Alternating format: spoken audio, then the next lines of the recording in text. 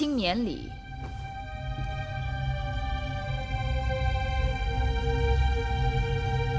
听说今日上朝之前很是热闹，诸位卿大夫似乎都在议论纷纷。可否告诉朕，你们都说了些什么？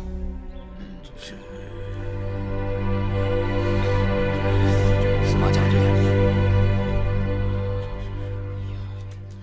坐下。哦，你们对朕无可奉告？那朕倒是有件重要的事要告诉诸位卿大夫。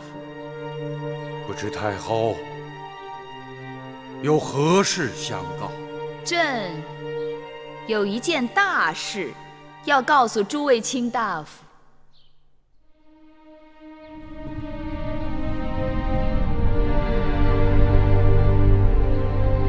朕有喜了！哎呦，这种事情简直太荒唐了！这怎么可能啊？怎么会有这样的事？这种道理啊，你说说。感恩太后，这喜从何来呀？朕是大秦太后，怀的自然是嬴氏之后啊。太后此言实在是荒唐啊！难道先王去世数年还能够？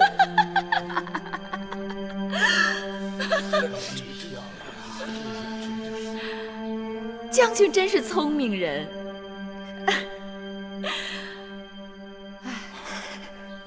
朕数月前曾梦见先王，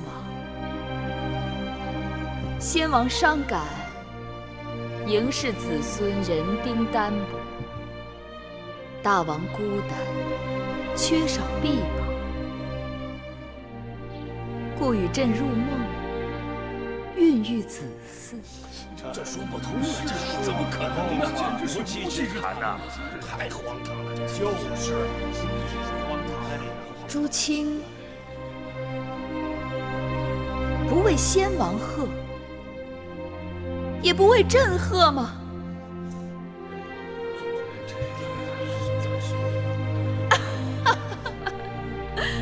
看来你们竟是大喜过望，喜不自胜了。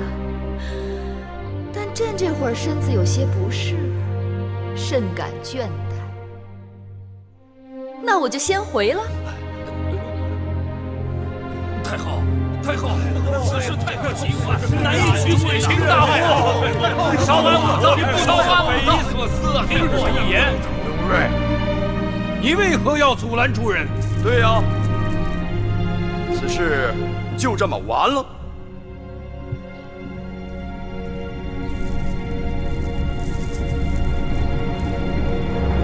诸位追上去，又能做什么？你说呢？诸位争执半天，无非想要太后给一个交代。如今太后已经给出了交代，诸位还不满意吗？哼，这也算交代？是啊，这就是先王托梦，太后有身，这简直是拿我们当3岁小儿。就是啊，对。那各位想要太后怎样的交代啊？大秦嬴氏，王家血脉，极容混淆。那各位想要怎样？难道要逼一个母亲杀死自己的孩子吗？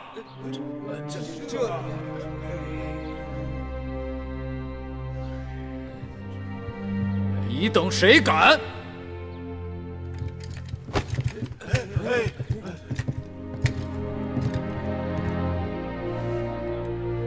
谁想动手？先过了我这一关。那也不能冒充嬴氏血脉。嬴氏毕竟是王家血脉，是啊，就是啊，既然谁也没有能力阻止太后生下这个孩子，那倒不如想想，这个孩子生下来以后该姓什么？难道姓义渠君的姓吗？那他成年以后要不要分封？分封完了，封地归谁？归义渠？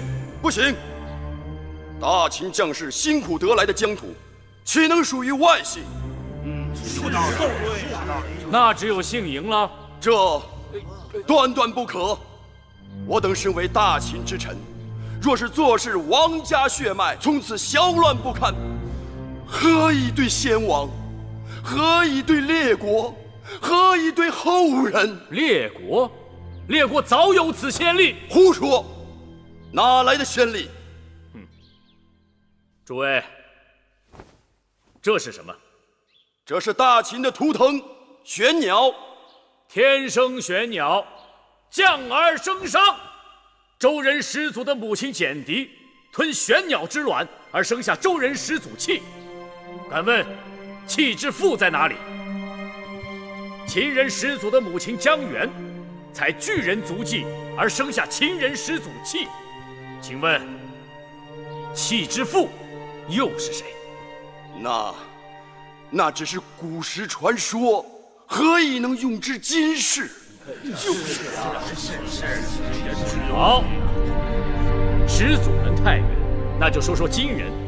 当今列国最强者七国，七国当中，国力与疆土能与我大秦相匹配的，除了楚国，还有齐国，对否？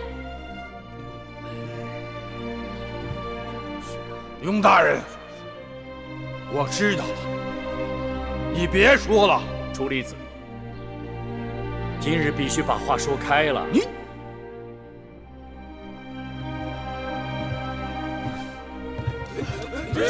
楚离子，齐国又如何？齐国原为姜子牙的封地，齐国国君原本代代姓姜，如今却为田氏所代。为何？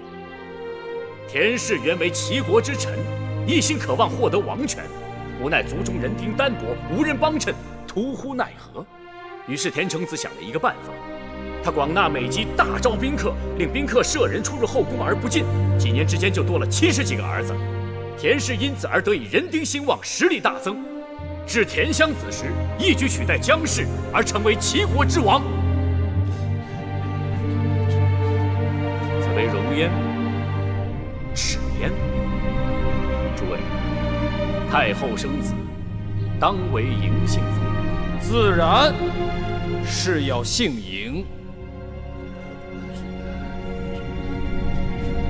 看来也只能如此了。今日大朝，雍瑞的那番话，难道无人转告你？儿臣不能接受，请母后治雍瑞谗佞之罪。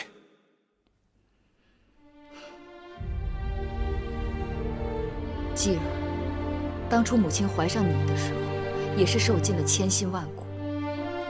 有人不想让你出事，用了种种手段来算计你的性命。可我终究还是把你保了下来，因为你是我的孩儿，我的骨肉。我就算自己不活，也要保你平安。当日我身处卑微，尚能保住我的孩儿，如今谁还能再迫使我杀死自己的骨肉？母后，当初与眼下不同，有何不同？难道你是说，我当日怀上你是名正言顺，因为有一日你可能会当上大王，为我带来荣宠，母以子贵，所以你的性命更金贵。而这孩子有可能会为我带来谤言，会让人对你视皮论骨，我就该轻贱他，杀了他。继儿，对母亲来说，我腹中的孩儿同你没有差别。你只想讨好那些装腔作势的人，对这孩儿竟然没有一丝的怜惜。别忘了，他是你的兄弟姐妹。儿臣是嬴氏子孙，儿臣自有兄弟。是啊，你的嬴氏兄弟们有多少都想要你的性命，要你的脑袋。你宁可要那样的兄弟，也不肯留下母亲腹中的兄弟。母后，儿臣不是容不下你腹中的孩儿，而是您心里根本没有了父王，只有那个义渠君。你父王已经与我天人永隔，你却要我做抉择。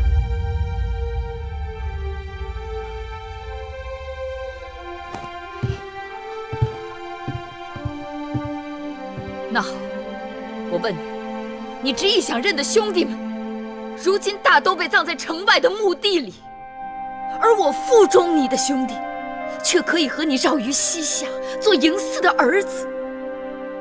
你来选，要哪一边？母后，你为何要逼我？是你来逼我的。母后，出去。儿臣出去，就跪在殿外。母后什么时候改变主意，儿臣什么时候起来。随你。儿臣只是凭着一个做儿子的心，求母后改变主意。儿臣所做的一切，都是为了母后好。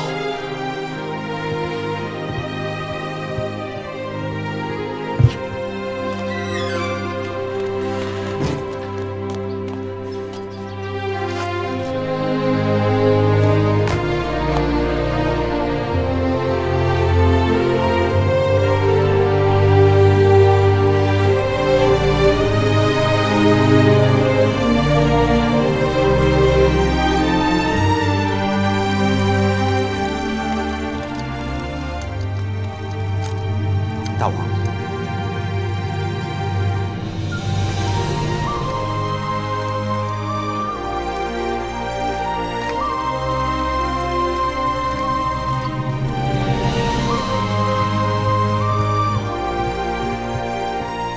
姐姐，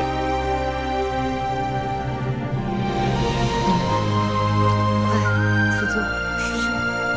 姐姐，我们刚才看见大王跪在殿外。他想跪，由他去。这也难怪大王，他毕竟年少气盛，遇事不知道进退。难道姐姐就没有别的法子处置眼下的麻烦？荣兄这是何意？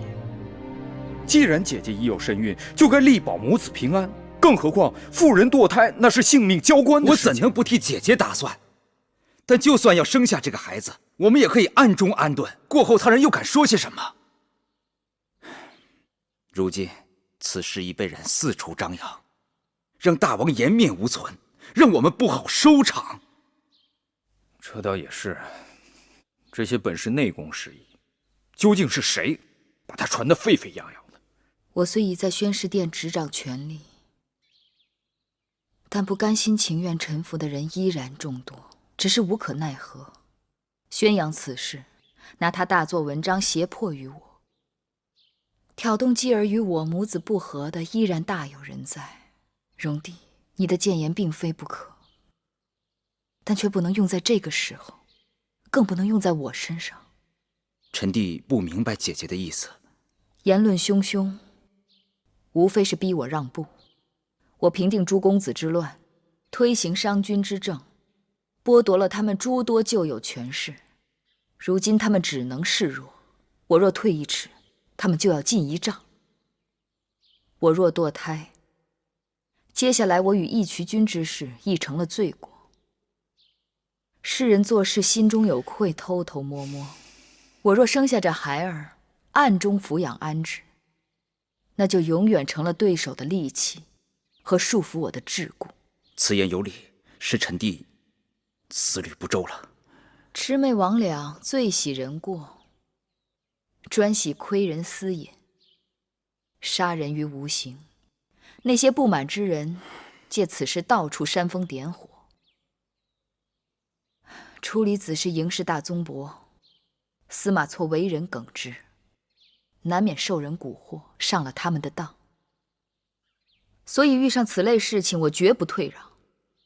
你要把私隐之事当成把柄，那我就干脆摊放在炎炎日下，看你又能如何？不错，这天底下的事，再多弯弯绕的心思，终不如以力制胜，以强克弱。姐姐既已决意，无论有何事，我们都会与姐姐同心协力。只是姐姐对大王不要如此的严厉。母子之间若是生分了，那岂不是得不偿失？我这一生，唯有与你们二人一母同胞，同气连枝，这种骨肉亲情，刀砍不断，火烧不灭。我想留下这孩儿，不仅是与义渠君的情分，也不是要与那些假惺惺的人硬赌一口气。我只是觉得继儿她太孤单了。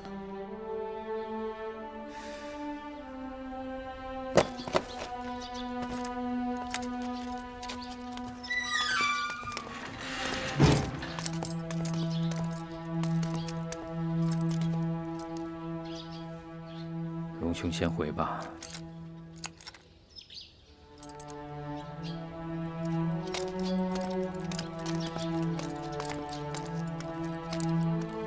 大王，这样硬撑不是办法。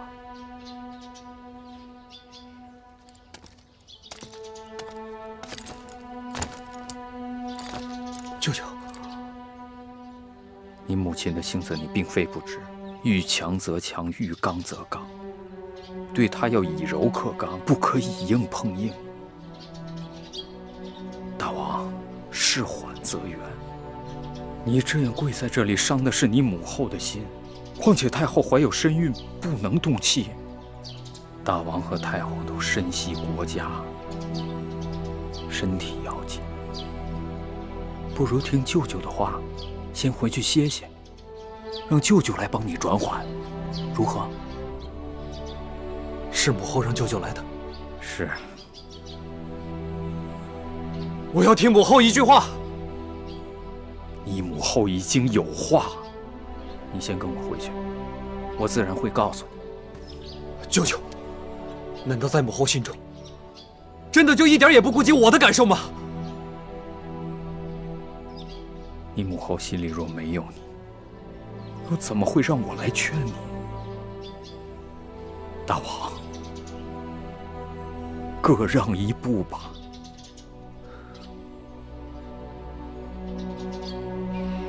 来，先起来，啊！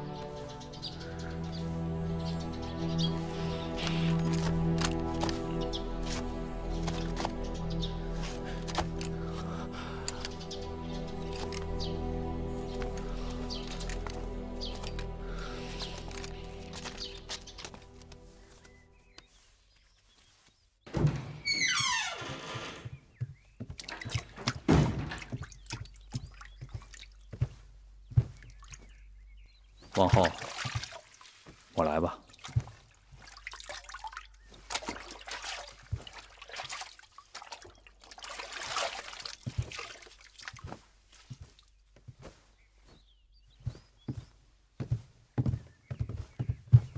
舅舅，不可。既然我是你舅舅，有何不可？会有一点疼。哼，要像个男子汉。你母后若看到你腿上的伤，不知会有多心疼。母后如今心里哪还有我呀？你已成人，要多体谅你母后。你知道你母后为何一定要生下这个孩儿？她说，她只有大王这一个孩儿，怕大王在这世上太过孤单，所以一心想要给你一个异母同胞的兄弟，好让你们相互扶持、相互照应。荒唐！舅舅，你真的相信这些话吗？我信啊。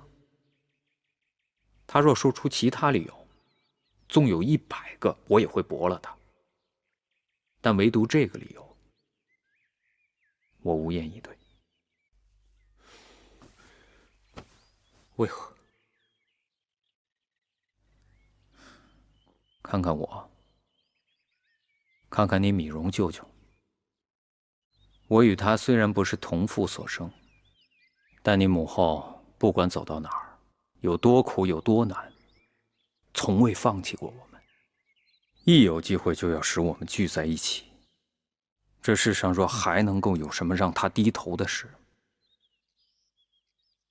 就一定与我们有关。母后他这是姐弟情深。你母后常说，先民之初，人只知有母，不知有父，便无手足相残之事；待之有父，便有手足相残。兄弟同胞，从母是天性，从父只是利益罢了。眼下之事，他之所以如此固执，不过就是想要给你留下一个骨肉至亲。继儿，你怎么还不明白你母后的一片苦心呢？舅舅，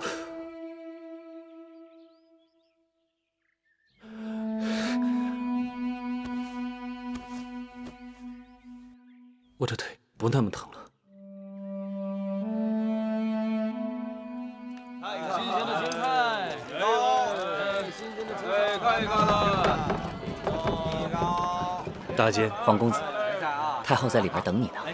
好。泥人儿，看看泥人啊！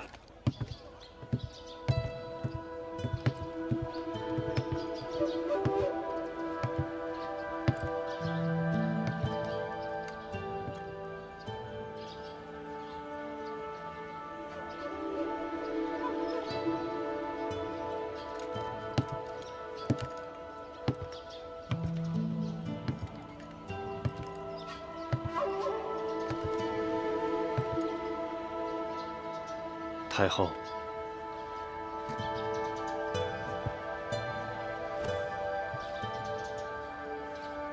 你我之间何必客套？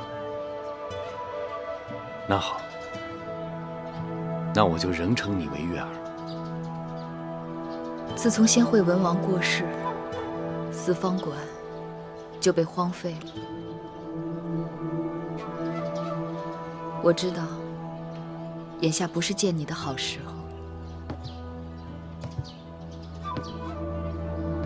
月儿要见我，我是一定会来的。其实你刚一到咸阳，我就打算与你提及此事，只是日日大小繁杂事务纠缠，反倒把这要紧的一推再推。没想到后来，就有了更多的曲折。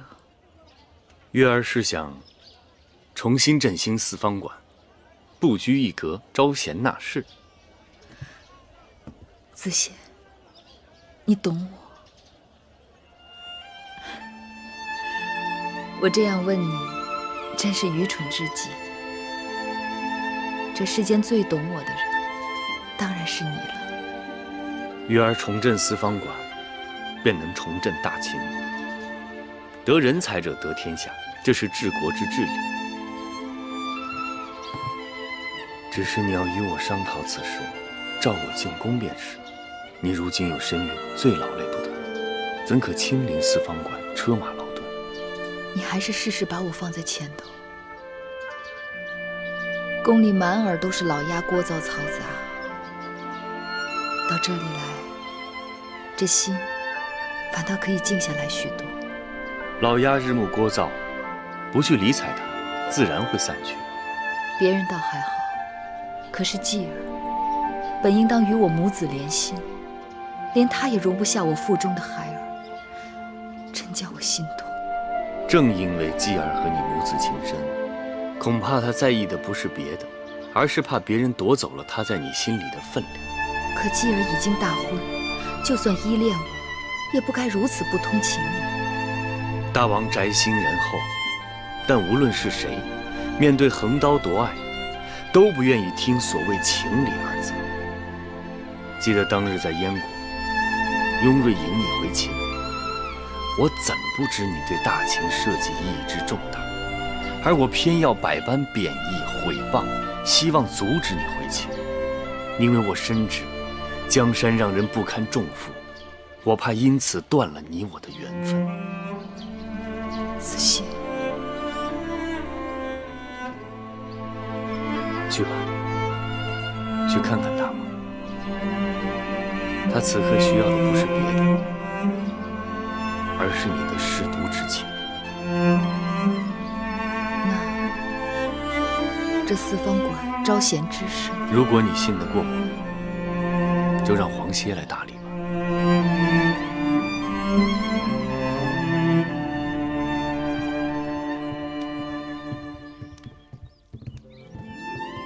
大王，早膳准备好了。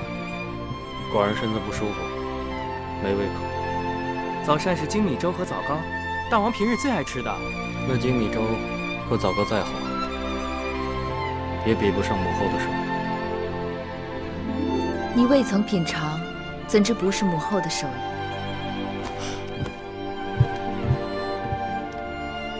母后，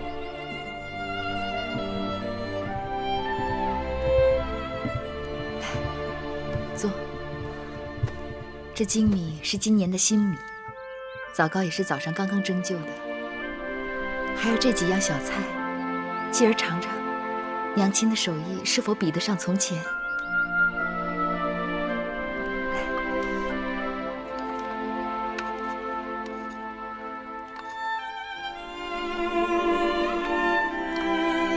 继儿，尝尝吧。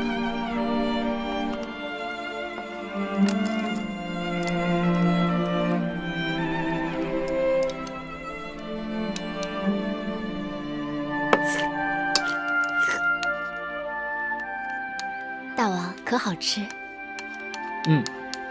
香吗？香。其实做精米粥并无诀窍，只是精米头天要泡一夜，小火慢熬才能香糯。这枣糕却是要花点心思的。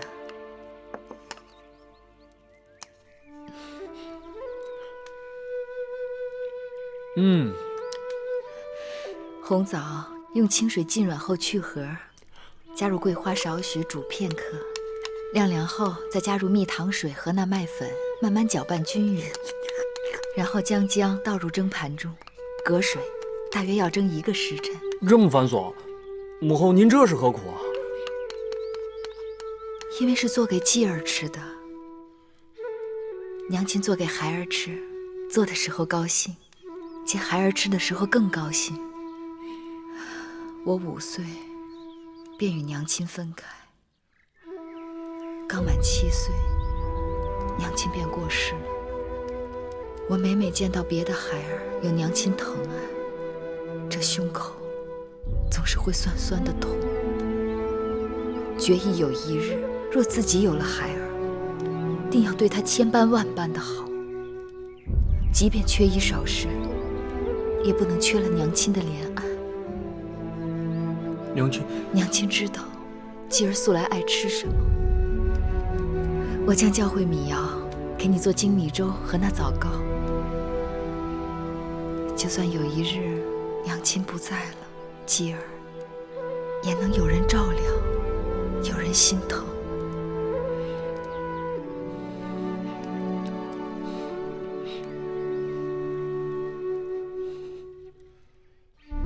据可靠军情急报，齐魏韩3国已经联盟，合计12万人马出兵讨伐楚国。他们果然动手了，什么理由？楚国与秦国联姻结盟，背叛合纵之约。太后，老臣以为，我大秦应该借机出兵救楚。这也是一次教训他们的好机会。唉，他们也真是小气。人家2个国家结亲娶媳妇，这他们都生气。上次朱公子之乱，他们趁火打劫，从我们手里拿走的城池土地，朕还没有向他们讨要回来呢。看来，对这种不仁不义的人，我们不能坐视不管。司马将军，臣在。朕要你为主帅，领兵5万，拿下魏国蒲坂、阳春、丰陵。臣遵旨。米荣将军，臣在。朕给你精兵3万，直取韩国5岁。臣遵旨。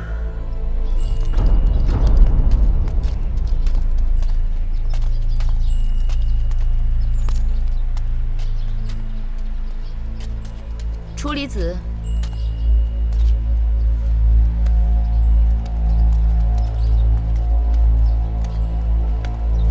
太后，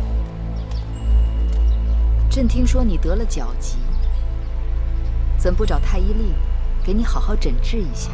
太后，臣老了，到了病找人的时候了。今日医好脚疾，明日又是头疾，不医也罢。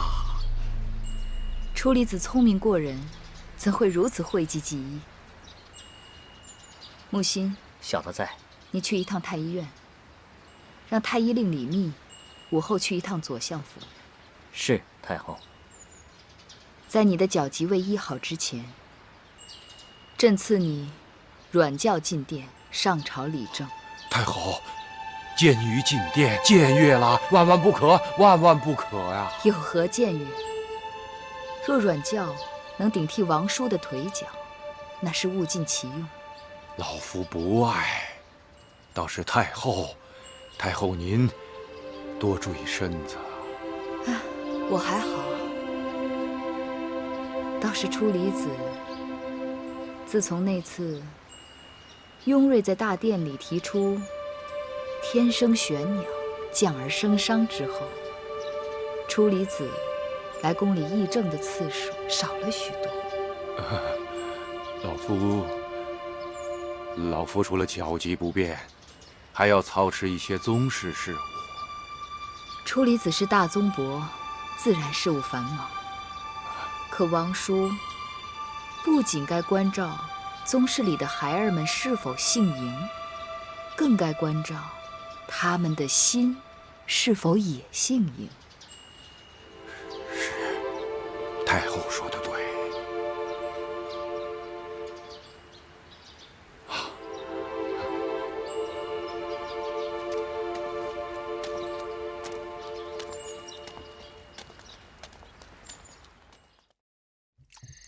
快，把那热水关进去，快点啊！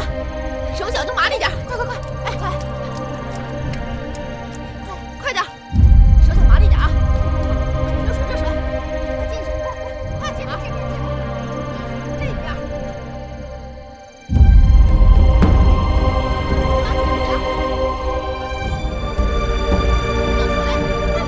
来，再来一盘啊！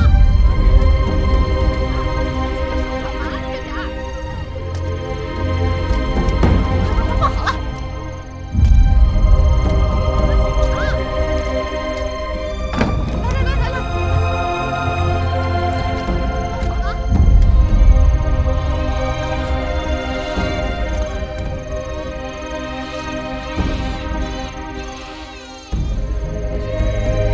回宫。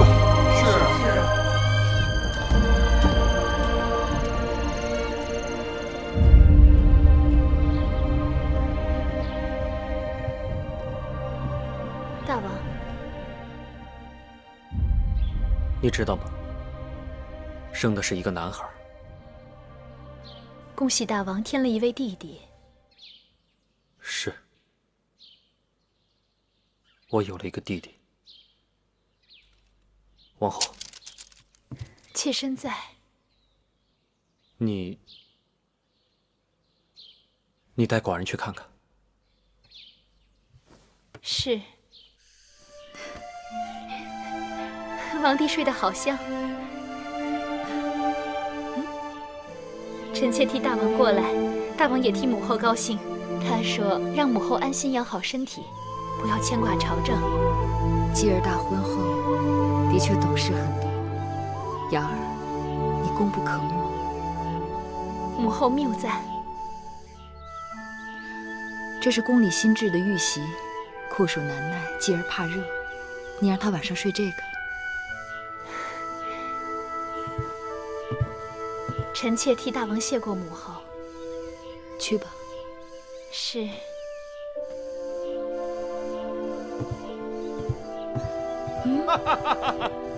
我回来的正是时候，总算把今年冬天的粮草解决了。哎呀，哈哈哈！该让我看看我儿子了吧？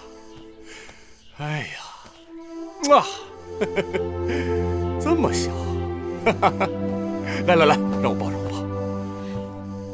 哎呦，哎呦，哎呦！你看，你看，你看，你看，你看，我们一看就是父子。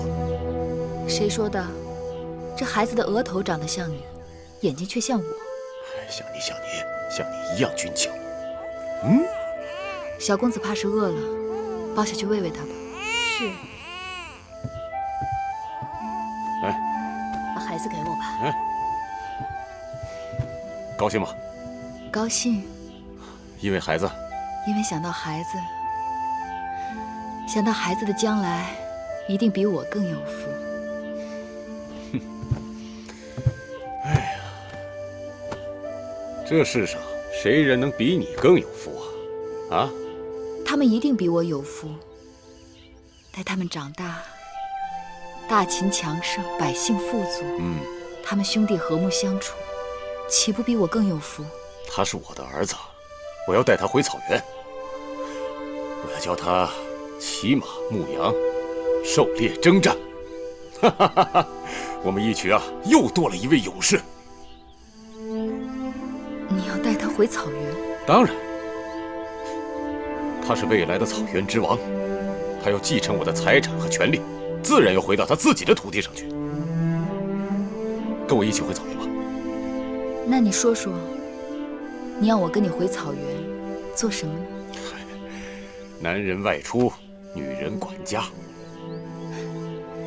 这话不错，在哪儿都是男人外出，女人管家。可秦国是个大家，一曲草原相比，只是个小家。你让我扔下一个大家去管个小家，这总是不妥吧？或许你想说，我天子鲁钝，只可管理小家，没有管理大家的才能，还是你认定秦国这个大家与你、与我们儿子无关？怎能无关？你是我的女人，是大秦的太后，大秦天下是你的，也是我的。可是你要我跟着你一起回草原的呀。这么说起来，那就先不必了。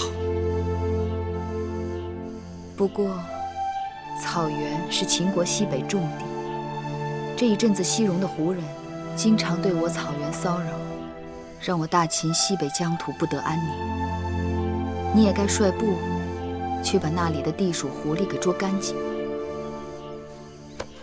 这话对我心思，我明日回营，带虎为他们出征。不嘛，我在想，这次最好能让魏冉和白起领兵与你一起去讨伐，试一试你们帮着练就的大秦骑兵。你们也可以向他们多学学阵仗武器，如何？我的女人果然与我一条心。那就这么定了。好。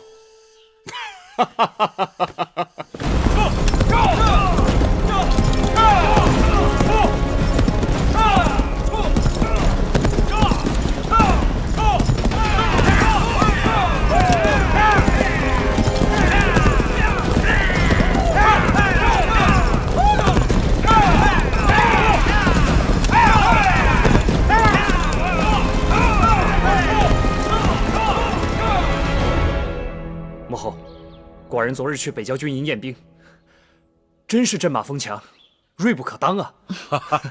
是啊，时经2年，大秦铁骑终于成军了。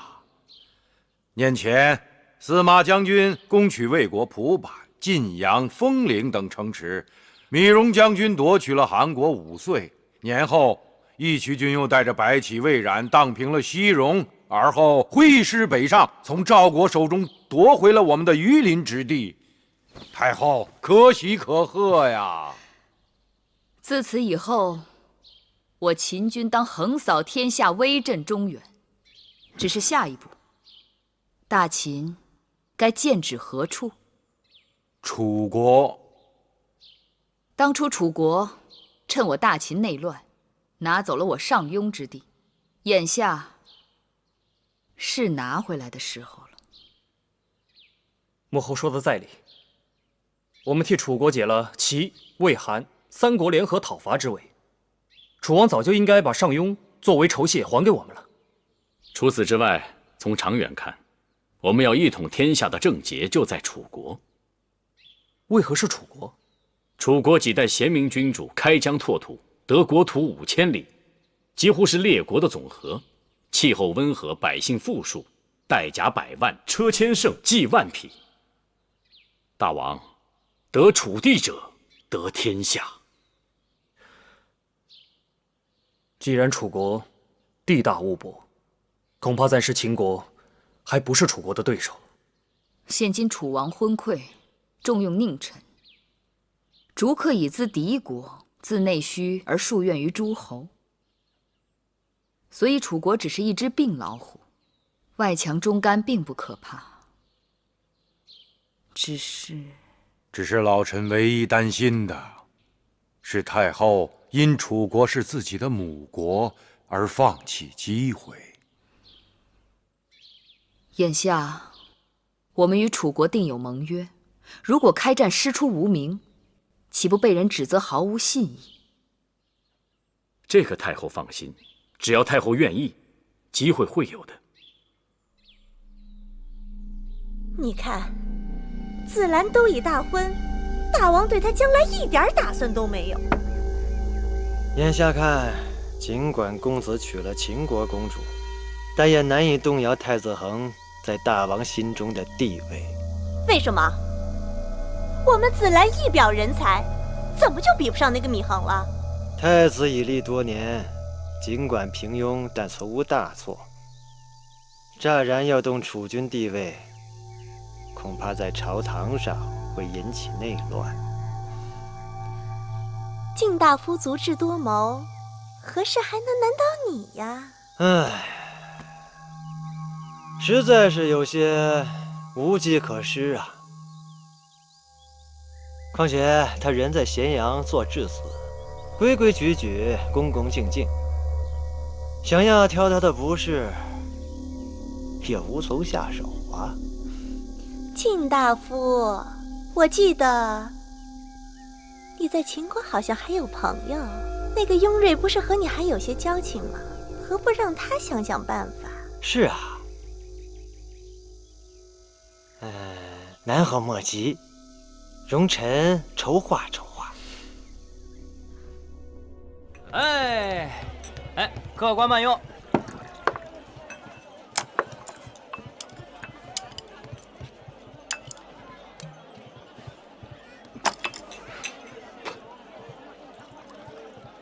太子，听说对面那家鸭子炖的不错。我不是跟你说过吗？在外面不要叫我太子。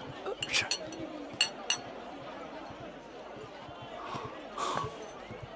去吧。客官，里边请，里边请啊！出什么事了？昨日我收到了一封古怪的书信，说咸阳城有人知道了我楚国太子的身份，图谋勒索，要我当心。小二，打酒！打酒！放肆！这把短剑是谁的？是你爷爷我的。不服气！大胆狂徒，光天化日之下竟敢无视秦法！你想做什么？老子想做什么做什么！你能怎样？闪开！下来！闪开！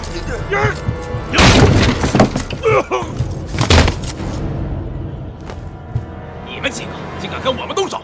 兄弟们，给我上！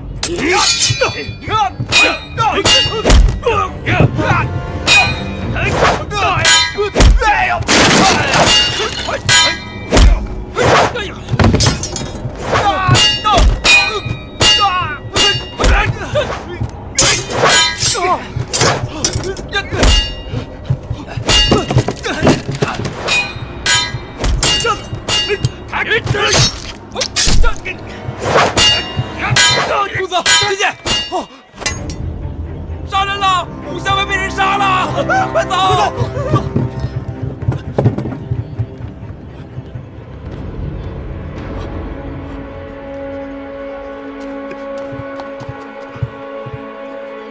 是我的剑，我没杀人，我没杀人。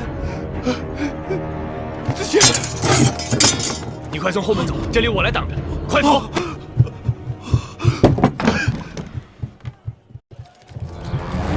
何人在此私斗？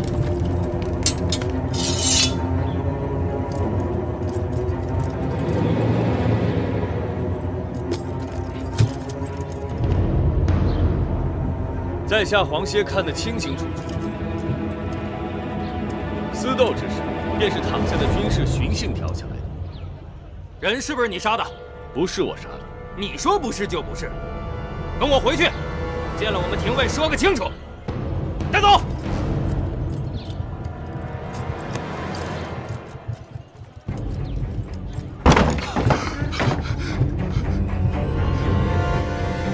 没有杀人，我没有杀他，我没有杀人。太子，你杀人了！不是我，定是有人陷害。咸阳街头人人在传，都说亲眼看见楚国之子杀了人。不是，秦国廷尉正在追捕你呢。真的不是我。不想啊，秦国廷尉前来，我自会跟他说个清楚。太子，等什么等啊？既然有人要害你，怎会给你分辨的机会？他们必是诬告你在咸阳杀了人，然后把你关进大牢，将你害死在咸阳啊！我没有杀人呐，我没有，我没有。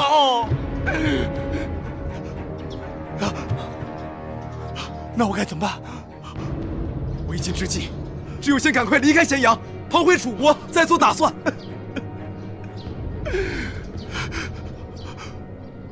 离开咸阳，逃回楚国。快，太子快换了装扮，跟我走吧！啊！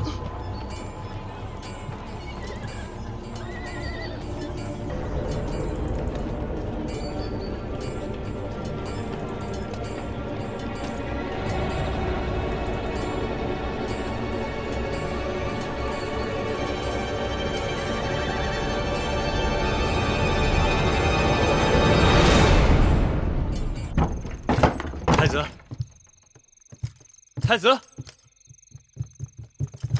公子，太子呢？太子已经走了。太子走了，去哪儿了？太子知道自己闯了大祸，带着侍从离开了咸阳。他跑了？是。哎呀，他这一跑，正中了别人的圈套。我去追他。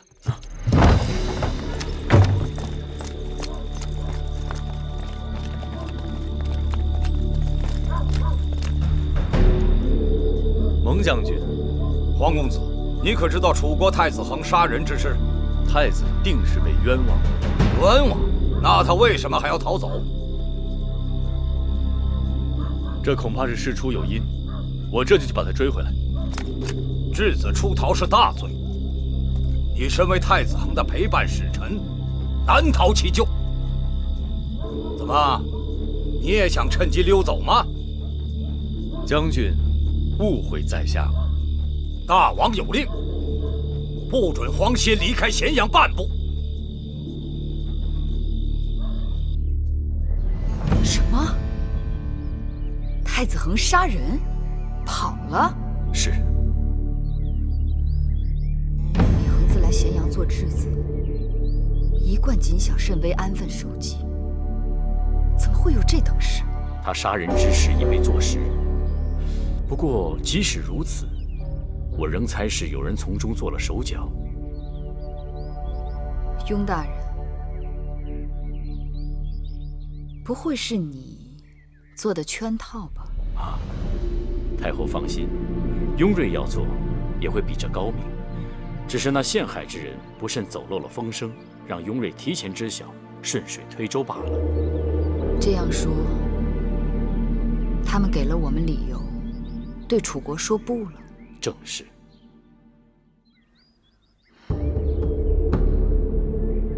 质子出逃，岂不害了子歇？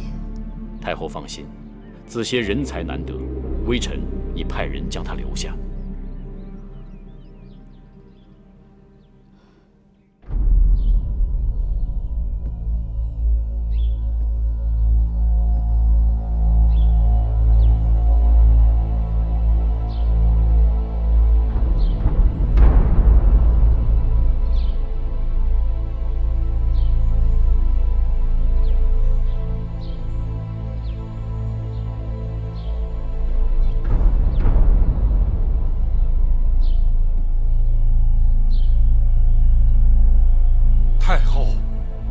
要再犹豫了。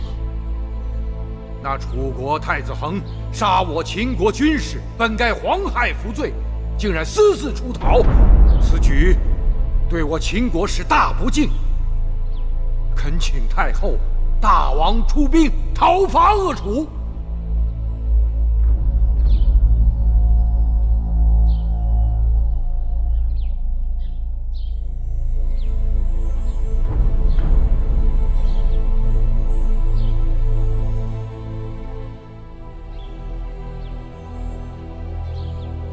楚国质子杀人，私逃回楚。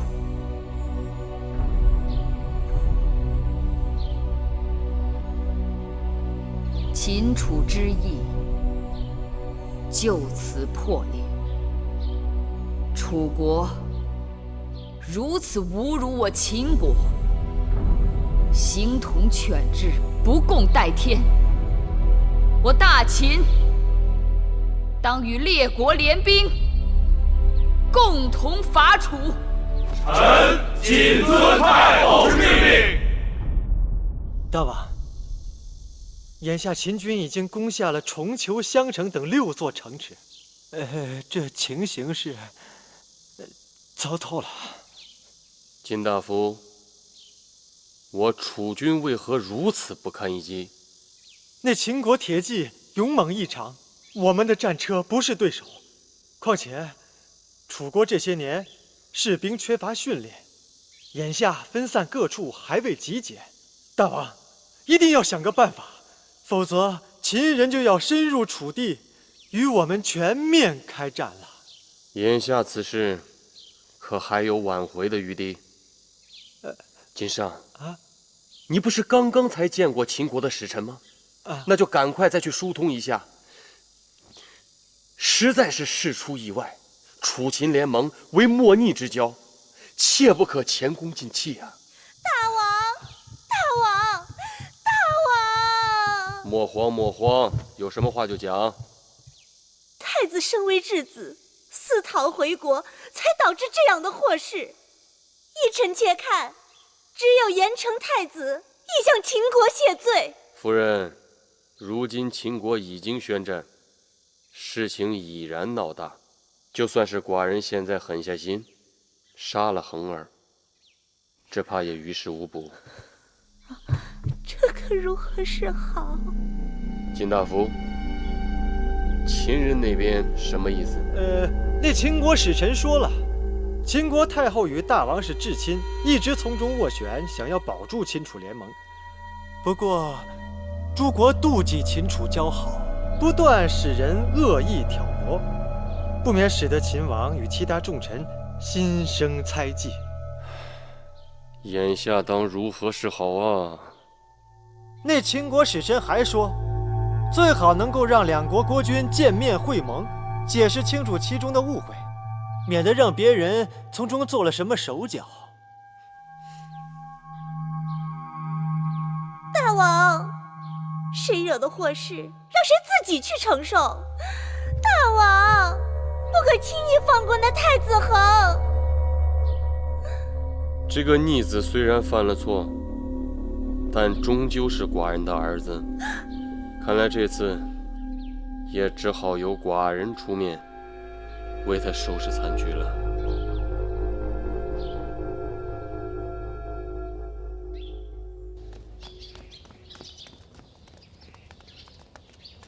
夫人，夫人，微臣有事要禀告夫人。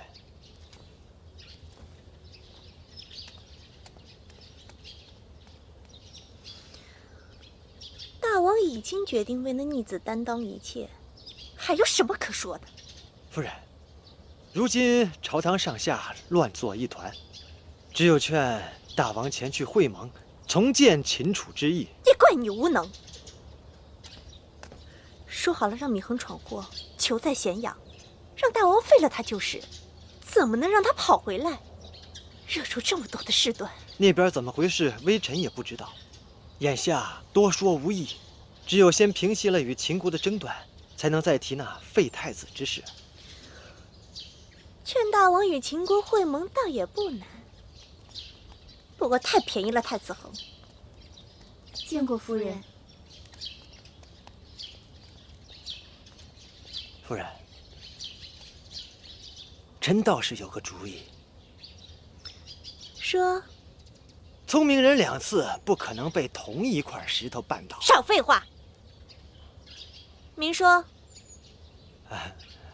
夫人，不如建议大王再派太子去齐国为质。哼，这算什么主意啊？只要太子在齐国再惹出什么祸事来，就算这小子命大，还能逃回来。可是一个太子2次为质，如果先后惹翻了2个国家，那可就……哎呀，也只能这样了。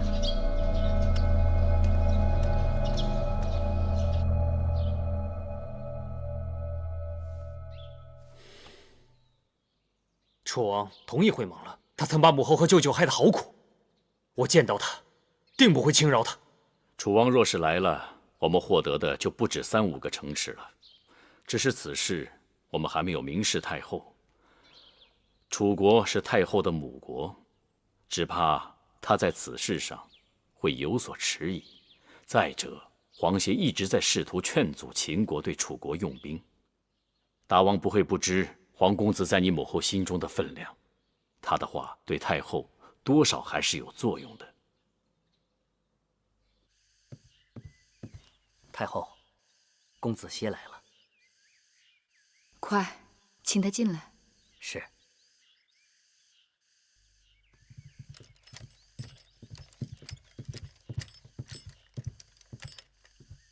太后，你来的正好。昨日我刚得了魏良人给我送来的菊花茶，我正想着哪日与你一同品尝，你就像听着信儿似的。谢太后牵挂。木心，在。把茶烹好了，端上来。是。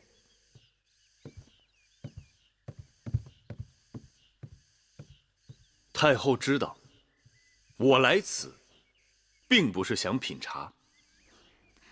无论何事都是俗事，哪里比得上你我共同品味好茶？我宁可先俗后雅。子歇，坐下说。子歇坐不下。敢问太后，秦楚打算会盟？是，因为楚王同意会盟和谈，所以我们才从楚地退兵。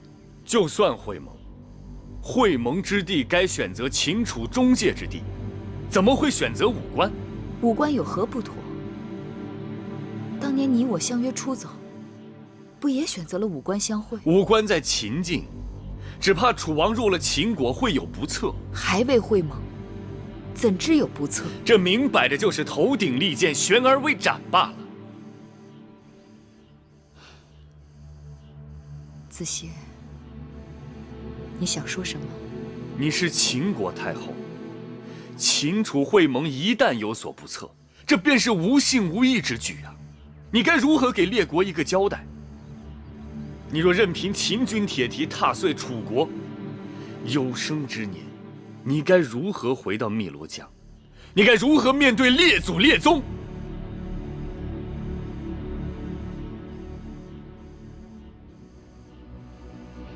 子歇，你等一下，我给你看样东西。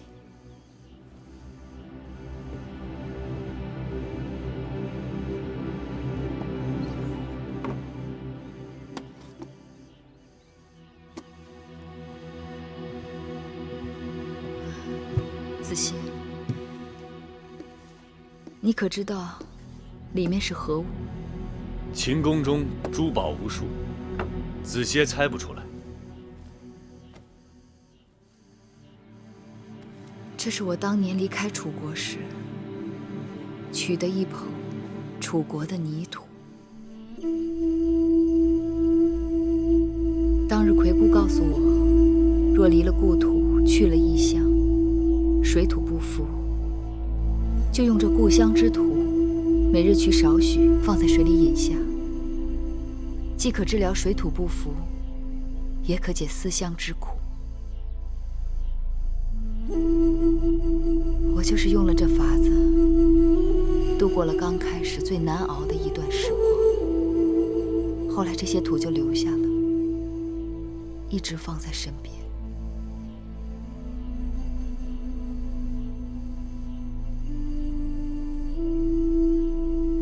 楚国水土，无时无刻不流动在月儿的血脉里。我自然无愧于汨罗江，无愧于父母和楚国的先祖。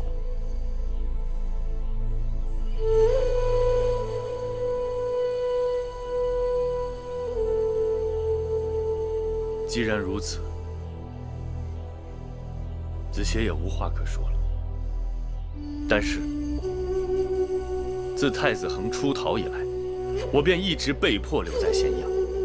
我一直猜测，太子恒被诬杀人，不得不逃之事，与你有脱不开的干系。子邪，你错了，此事我真的不知情。若不是你亲手所为，也有你大秦的谋士在中间推波助澜。我猜测，雍瑞定是幕后推手。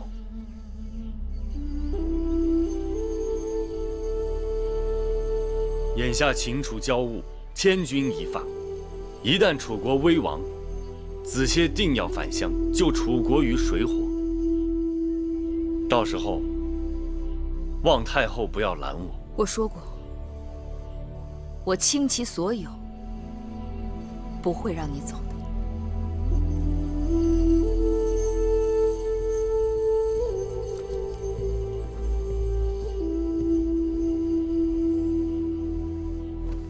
子邪，子邪，子邪！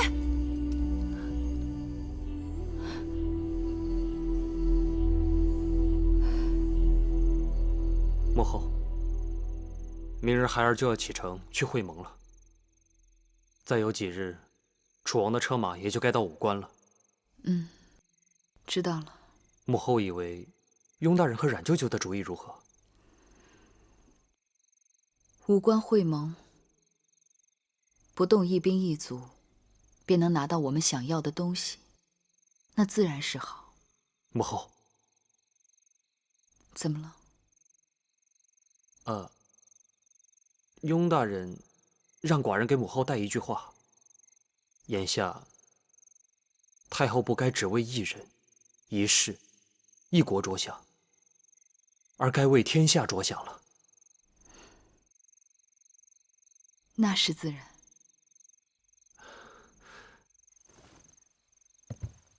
时候不早了，儿臣告退。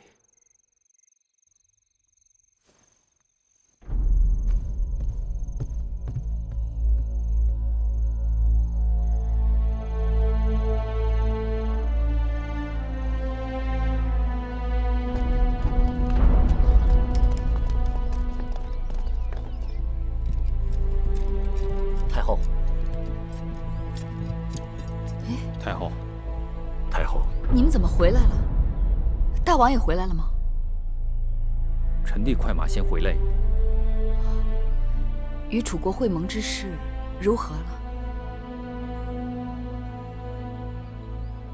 出什么事了？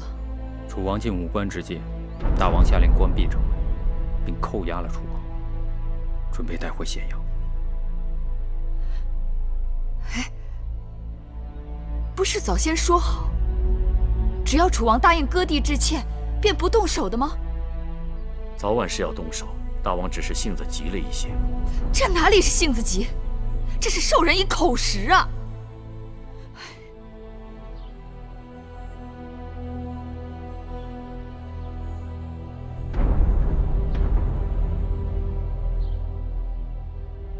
都不说话。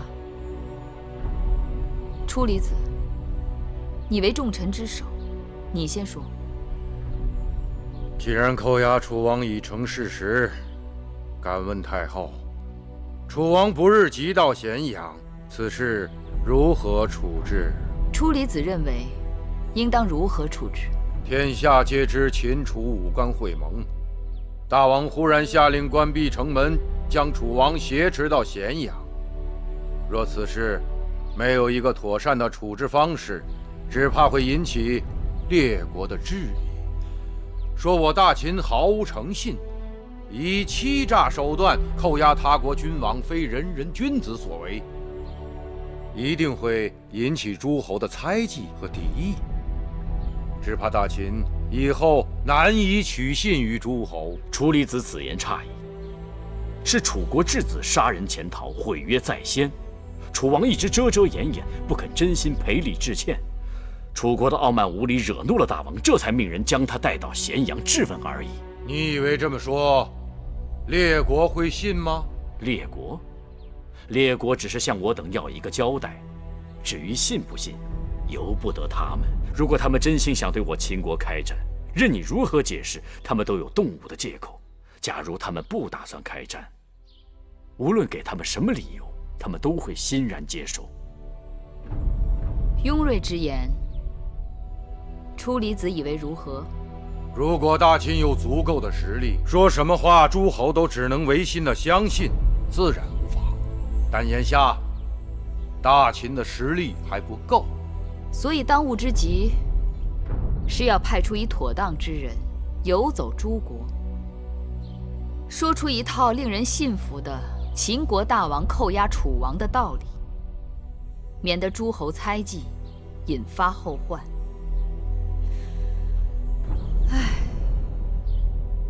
若是张子在就好了。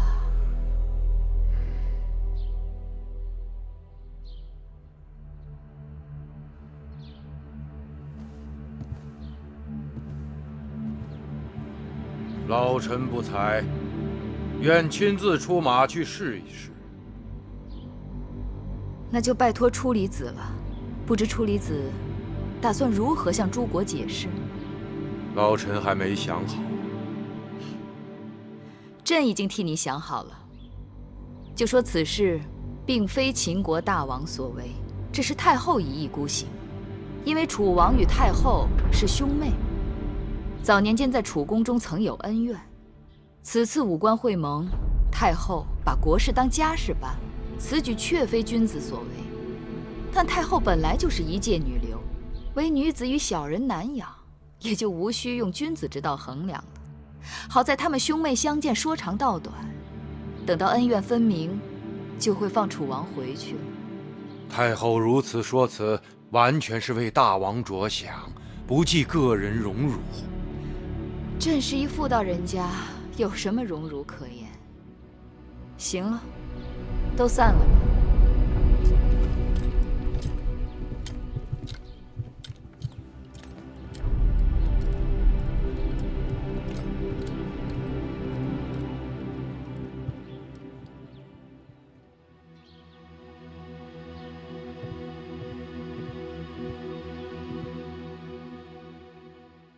白起，太后，白起愿为太后分忧。我何忧之有？天下，你说什么？难道太后就真的没有一统天下之忧吗？世人皆知，得楚者得天下。既然楚王已经在我们的手中，我们大可以乘楚国无主，挥师南下，直取郢都。你想灭楚，谈何容易？楚国立国800年，自周王室建立以来，就屡次兴兵南下，想灭了楚国，可却是屡战屡败，让楚国从一个小小的子爵，成为诸国当中第一大国。晋楚争霸300多年，晋国早已消亡，而楚国却是越战越强。不是也曾有一人成功过吗？你是说伍子胥？是，北国伐楚无不失败，那是因为他们不熟悉地形战术。北人骑马，南人行舟，北人面对水战束手无策，而伍子胥伐楚则是用的吴国兵马，水兵舟战行家里手，此其一也。伍子胥伐楚便是利用了楚国君臣不和，楚国分封之臣根本无心反抗，一击而溃，4其2也。伍子胥行军神速，直逼都城，都城一溃，楚国便溃，4其3也。你的意思是？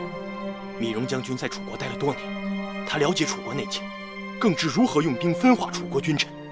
司马错将军平定了巴蜀，为我们南下扫清了道路。我们可以兵分2路，一路由我带领，翻越秦岭，正面攻打楚国；而另一面，则可以由司马错将军率领巴蜀的兵马逆乌江而上，攻打李业，再率有蜀、沔蜀直逼郢都。太后，太后，看着大秦一统天下！太后，怎么？太后若觉得白起过甚其词，不，朕只是惶惑罢了。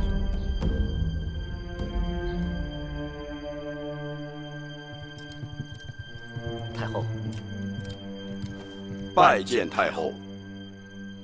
免礼。这么晚了，将2位爱卿请来，是因为朕有一件事情要与2位商谈。太后，正好我与司马将军商议，有关楚国之事，愿为太后献上一策。那就雍大人先说。太后，我们该利用眼下楚国群龙无首之际，攻伐楚国。天下大事，分久必合，合久必分，谁能抓住这个机遇，就能万世长存。而当下这个机遇就在我们面前。太后，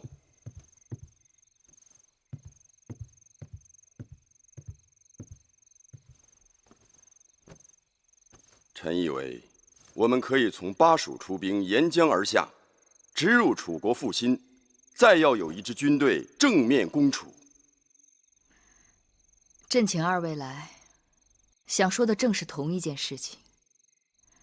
看来我们是不谋而合。雍大人，司马将军，朕能有你们这样的良臣，是朕之幸事。我等一直担心，楚国是太后的母国，太后会因妇人之仁而不忍对楚用兵。如此看来，太后不让须眉，胸怀的是天下。先王的确没有看错人，此乃我秦国之幸事。此事你们与白起尽快拟一个详细谋略出来。是。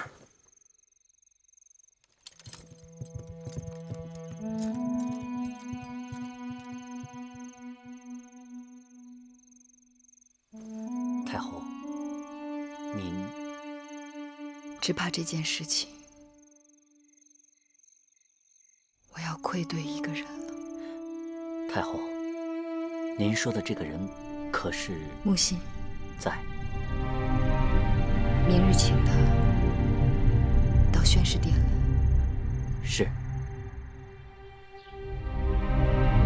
多谢太后以实情相告。子歇，子歇终于等到了结果。太后扣押了楚王，虽在意料之外，但在情理之中。子歇或许不信，但的确是突发之事，始料不及。楚王乃一国君王啊，太后怎可背信弃义？事已至此，我无话可说。但子歇不必为楚王如此激愤。君有明君昏君之分，君视臣如手足，臣待君如父母；君视臣如土芥，臣待君如寇仇。既然楚王是屈子于你等贤臣为泥土草芥，任意践踏，那子歇何苦还要替其卖命？子歇是楚国臣子，我的命就是楚国的。或许有一日，天下再也没有秦国、赵国、楚国、魏国，那子歇的命又是谁的？子歇看不到那一日，子歇只能看到即将破碎的800年楚国5000里山河。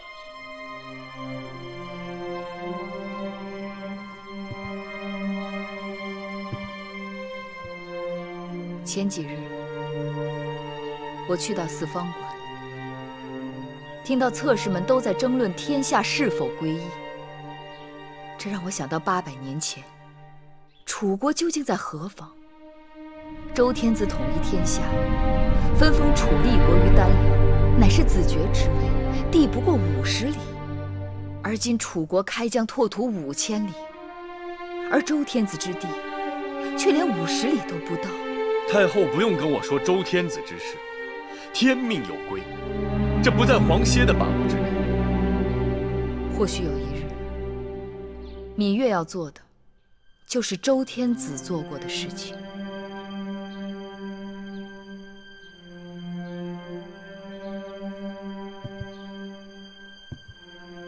这就是说，太后已经迫不及待，非要灭楚不可了。数百年前，长江以南曾是楚国旧地，曾有上百个部族日日拼杀，后来被楚国一一收复，江南再无战事。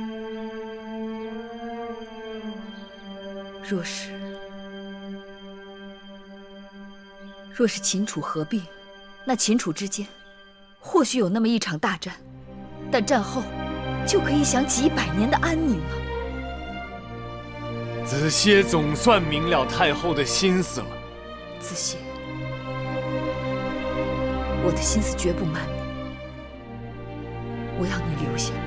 留下帮你穷兵黩武，置百姓于水火之中，帮你取得大秦的天下。留下不是为了帮我，是为了帮天下。天下一统，将士们解甲归田，不再动兵征战，才可享受太平盛世。只怕百姓等不到太平盛世，见的是遍地白骨。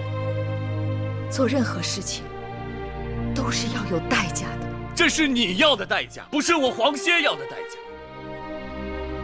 抱歉了，太后，我必须得走。你要走，是因为与我赌气。我要走，是因为我痛心。堂堂大秦言而无信，这就是你们遵行商君之法、背弃礼法的结果。大秦实行商君之法，民殷富，国富强，百姓乐用诸侯亲附，人心所向。统一天下是早晚的事情。自欺欺人！你的商君之法，在子歇看来，就是违礼、弃伦理、无信义，以恶制恶，贵上欺诈，轻罪重罚，令百姓敢怒而不敢言。商君之法切实可用，立见成效，急功近利，不可持久。子歇，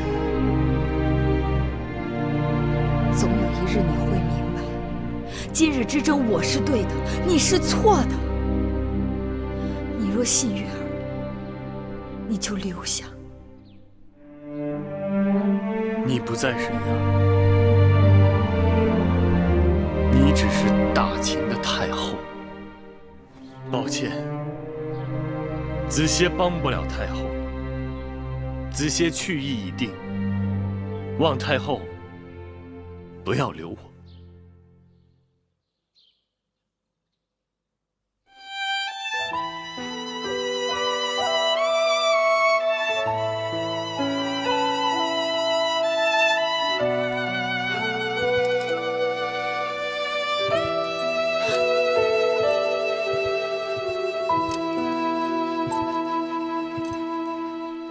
我今生披彩衣，我见繁华如许，我驾驭山河千声万气，我却追忆海堤。想过无猜无期，相遇梦相许，想任你解脱尘之余，永生不得离去。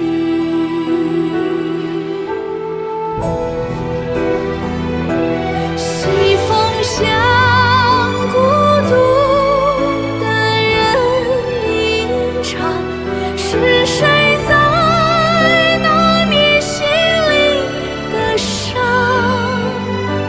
将欢情推理，片刻时光，今宵已在夜中央。西风向孤独的人吟唱，是谁在拿捏心里的伤？将欢情推理，片刻时光，今宵已在夜中央。将欢情推理，片刻时光，留至未央，夜中央。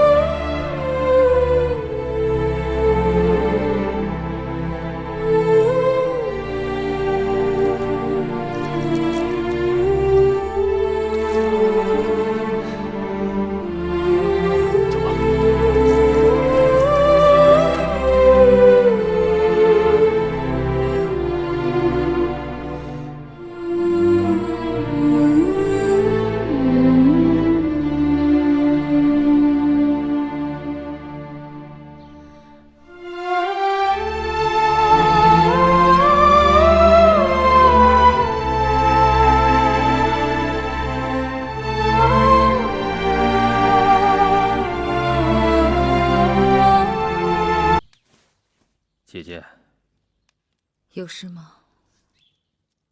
黄歇走了。我知道。臣弟以为不该放他走，你想怎样？派兵追他回来。黄歇雄才盖世，满腹经纶，若能留在秦国，日后必将成为秦国的股肱之臣。可惜，这人能留住，心也留不住。即使留不住，也切不可放他去楚国。楚国，那是他的家乡。如今的楚国是只残牙断爪的病虎，若有了黄歇，这只病虎有可能会被治愈。不会，楚国已经病入骨髓，就算有了子歇，也只能是苟延残喘。萧然不明白，这黄歇明明可以留在秦国大展雄才，可他却偏偏要……萧然，让子歇割舍不掉的，不是功名利禄、荣华富贵，而是生他养他的热土。我这一生欠子歇许多，我该让他了此心愿。通告各个关卡，对子歇一路放行，待遇优渥。是。记得子歇临行前曾说：“商君之法过于严酷，轻罪重刑，以恶治恶。”此话可有道理？商法严厉，才能使众人敬畏，但执行起来，难免会有过度的情形。臣弟听说有小孩子因为偷采了邻家几片桑叶，也要罚处徭役30日。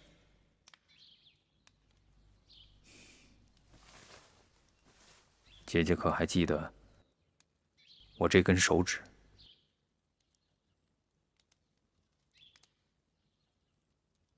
可见子歇所言并非没有道理。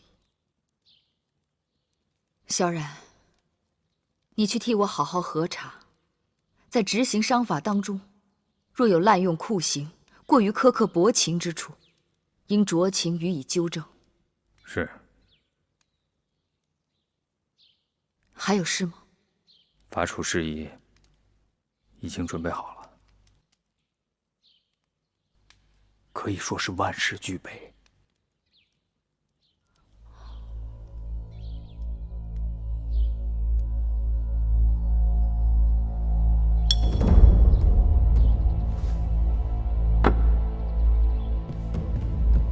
白起，朕命你为左庶长，受此虎符，牵旗斩将，挥师伐楚。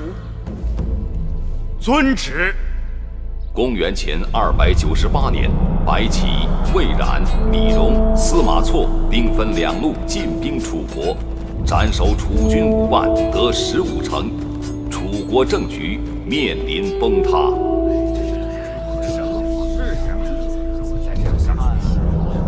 他们被秦人扣押，如今国家危亡，如何是好？秦人背信弃义，扣押大王，又从2路进袭我楚国，令我头尾不得相容。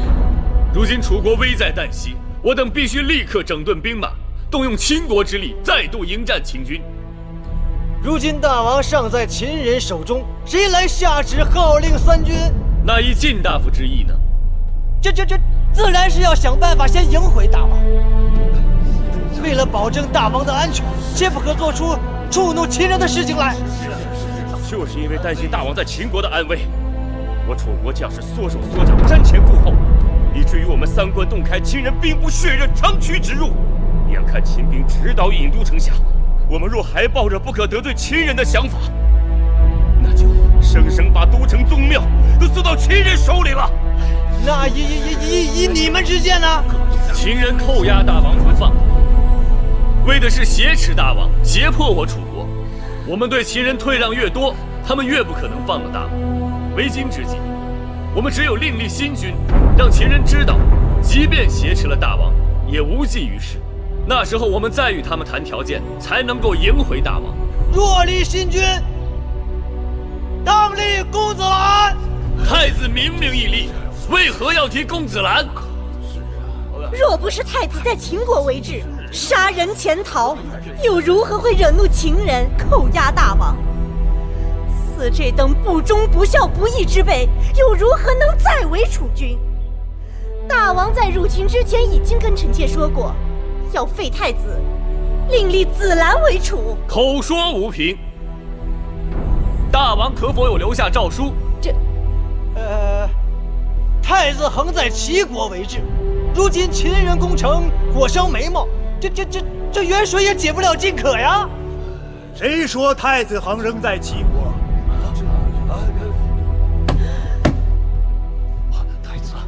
太子，你怎么回来了？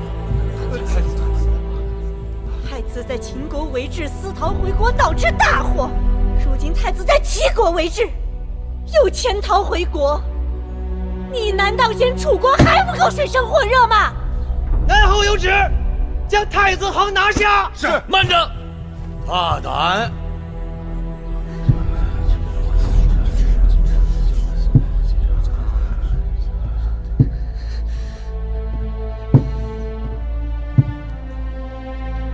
是老夫下的命令，与齐国递交国书，请太子回国的。老令尹、三闾大夫，你们这是什么意思？大王蒙难，秦人兵临城下，楚国危急存亡之际，当令太子继位，主持国政。你不顾大王的旨意吗？南后假传圣旨，乃逆天大罪。你们反了！大王早就说过，太子失德当废。这是朝堂，请容妇人指手画脚。来人，请南后回宫。是。你敢？谁敢？追上！这是死人吗？追上！三闾大夫，南后毕竟是南后，你们竟敢如此无礼！老夫糊涂一世，这一刻我看得清楚。你这蛇鼠奸佞，若不滚开，老夫将你当场击杀！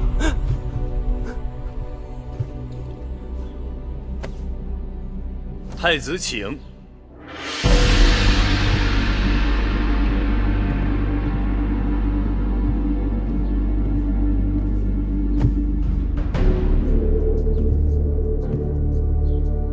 请太子继位。臣拜见大王。臣拜见大王。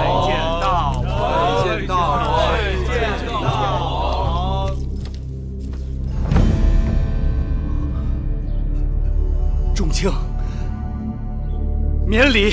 谢大王。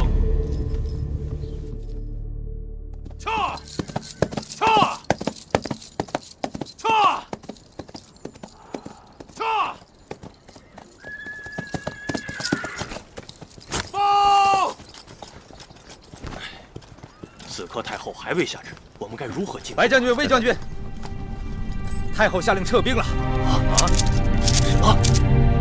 太后下令撤兵了？楚国发生政变了。什么？黄歇请出屈子和令尹昭阳扶持太子恒登基为王。眼下是屈原主政，除了集结重兵守卫郢都之外，还联络诸国，企图合力围攻我军。当初太后不肯听我劝阻，执意放黄歇回楚，真是一步错棋。黄歇是太后最珍惜的贤良人才，他是绝不会难为黄歇的。问题是，如今黄歇与屈原日月辉映，相得益彰，合力扶持楚国新军，的确不好对付啊。我等既然没有必胜的把握，撤兵和谈也好。为扣押楚王一事，楚离子亲自出使诸国，累坏了身子。太后已经让白起撤兵了。是。太后怎么说？他说，他果然没看错黄歇，并说，此时伐楚本就不是灭楚，而是弱楚，不能一蹴而就，是该撤兵的时候了。太后不愧是当今女丈夫。母后，你知道这是什么吗？这是什么？这是仙鹤。公子府长得浓眉大眼，活脱一个小。义渠君在西北戍边，已经好久没有回来了。给他们做的新衣，派人送过去了吗？都送走1个多月了，早该收到了。太后，今日春色媚人，让公子服到园子里走走吧。你就带着小公子去园子里走走吧。是。公子服，随我来。母后，那福儿先告退了。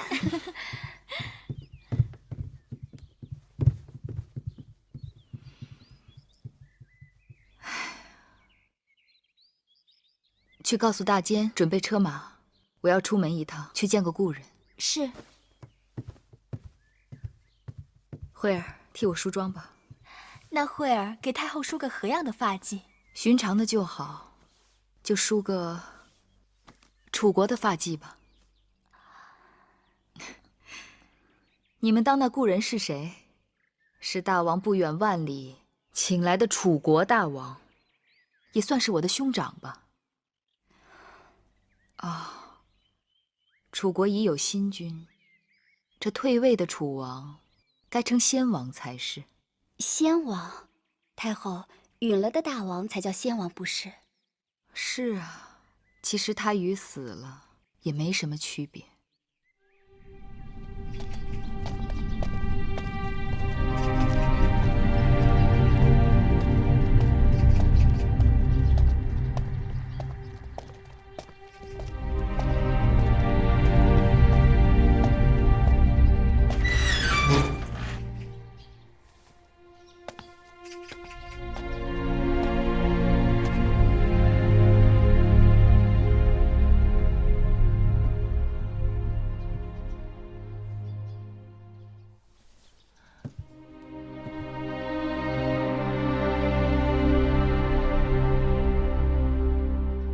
太后来了。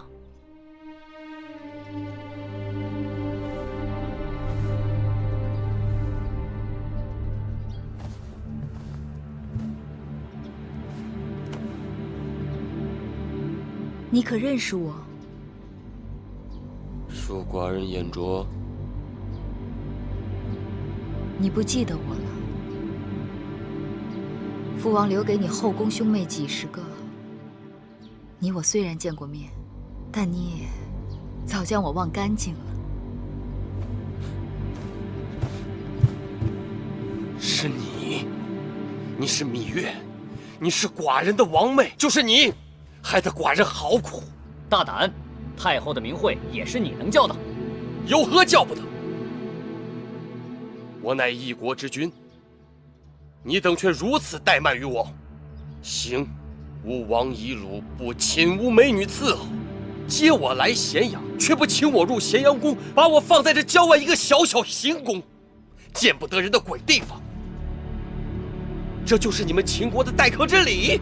你虽行无王夷鲁部，寝无美女伺候，但时有善夫打理，衣有锦缎丝绸，楚王也不算委屈。哼！你们秦国的膳食、丝绸，怎能与我楚国相比？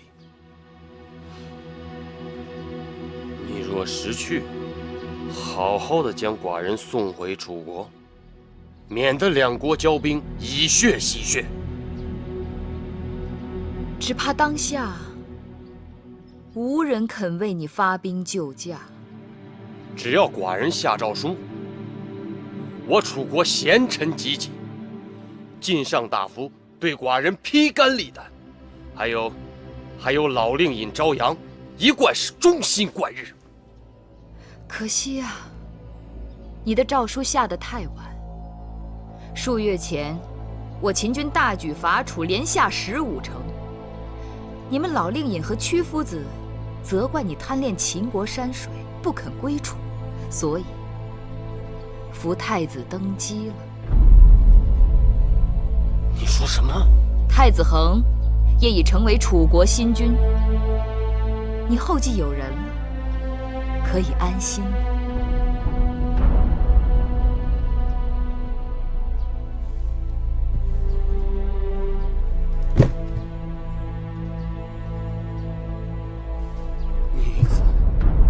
逆子，他这是想要寡人的命啊！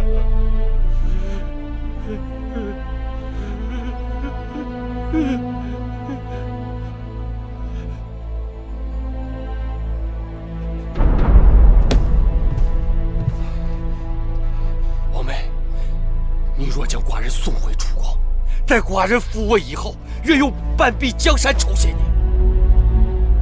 原来你心心念念的，并非是你的江山，而是王位。有了王位，什么不可以有？江山美人皆可失而复得，寡人才是一国之君，绝不能让人就这么谋朝篡位。等寡人回了楚国，先要严惩芈衡那个逆子，还有朝阳那老匹夫，还有屈原，还有……只怕楚国并不期盼你回去。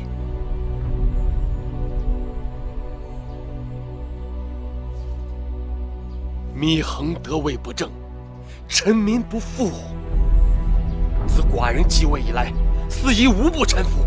继位之初，借先王余威，楚国曾一时成兴旺之势，甚至被推为6国合纵之长。只可惜，你此后信佞臣宠奸妃，贪小利少谋略，将那楚国在先王手中创下的大好局面步步断送。你已是楚人身上的拥居钉疮，没有你，只怕楚国会好很多。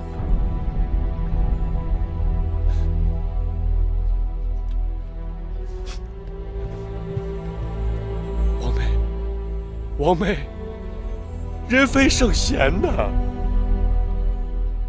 只要你送寡人回楚国，寡人发誓，以后一定事事为秦楚两国着想，永结秦楚之好。吴郡还有钱中郡，寡人可以把这天下富庶粮仓都割让给秦国。你的话可有信用？有，寡人可以当下就给你写下承诺凭证。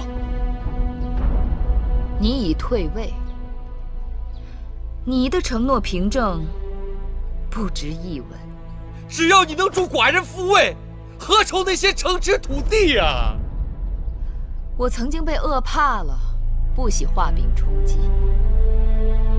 既然秦国见不到乌郡和黔中郡这2个天下粮仓，那只好委屈你，在此处多盘桓些日子。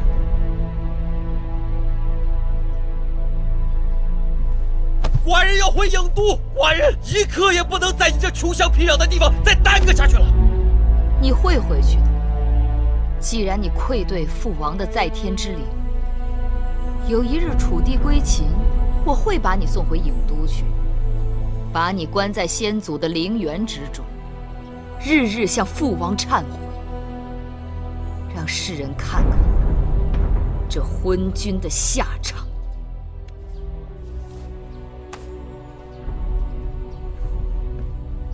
你敢！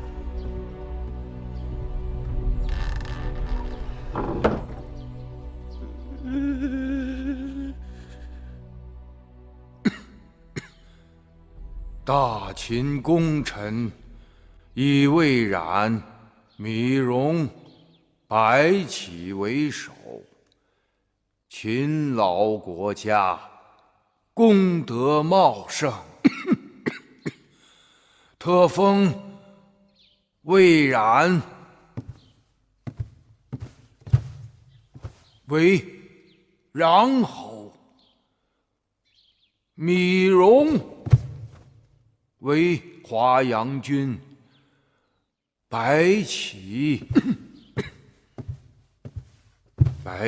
为武安君，公子嬴福志节谨度，满而不义，特封为泾阳君。臣谢太后大王隆恩。免礼。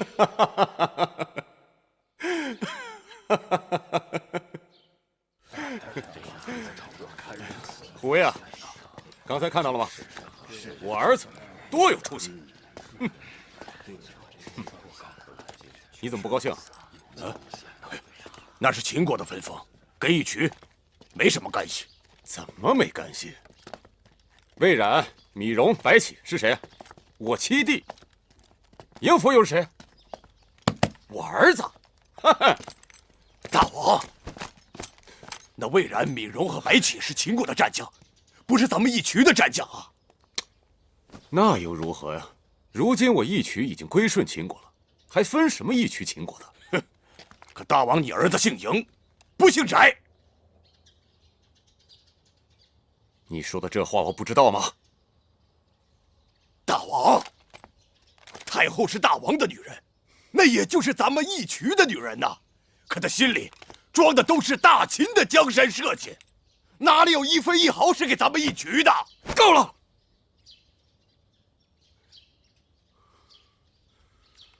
你还想让太后给你什么？你不是已经做了上将军？上将军，既然是分封，那也该有我们义渠兄弟们的份儿。就算我当上了上将军，那其他兄弟们呢？咱们义渠的兄弟们也该在草原之外的地方也封个什么侯啊、君啊当的。凭什么他？大王，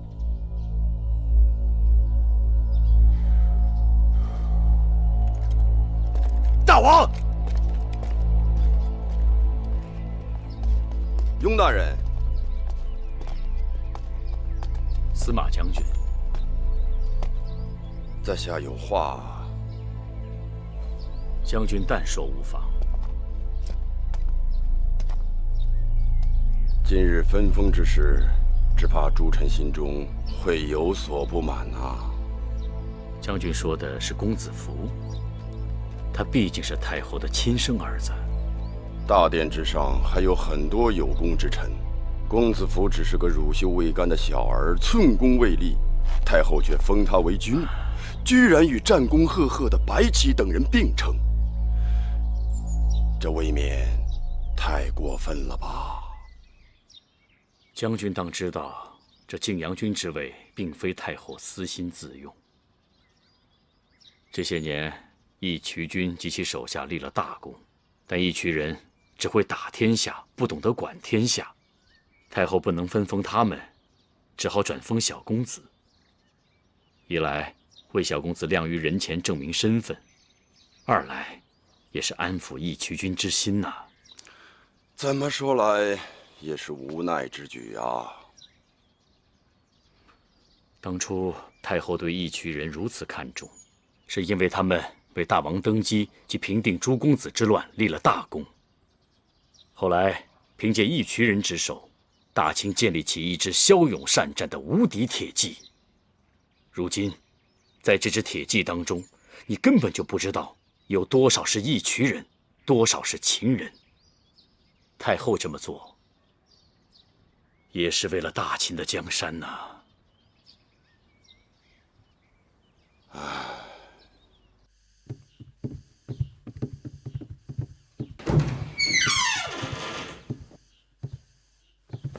大王回来了，快把衣服拿过来。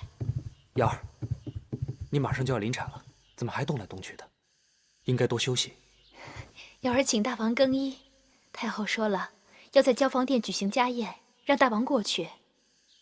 家宴？什么家宴？义渠君回来了，太后说大家许久不见了，应该聚一聚。寡人不去。寡人会差人禀报母后，就说寡人身子略感不适。大王真的是身子不适吗？实话讲，只要与那义渠人共处一室，寡人浑身上下哪儿都不是。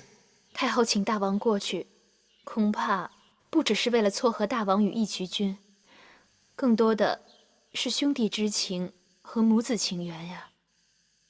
大王，你还是过去吧。走喽，飞了！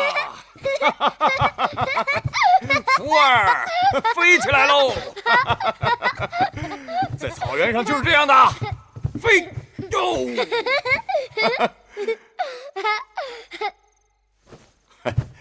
臣弟见过王兄。母后。坐。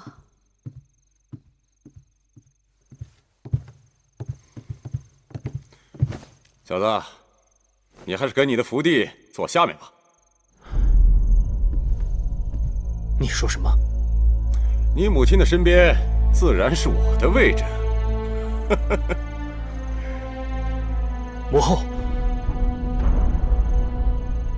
继儿，今日是家宴，不必拘礼。我和义渠君已许久不见，有些话要对他说。你和福儿先述述兄弟情也好。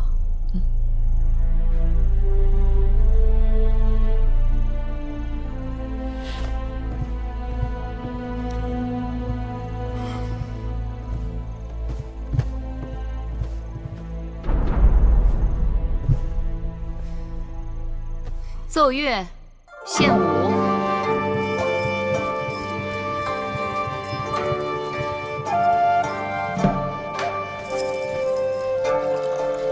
今日大家可放纵些，多喝些酒。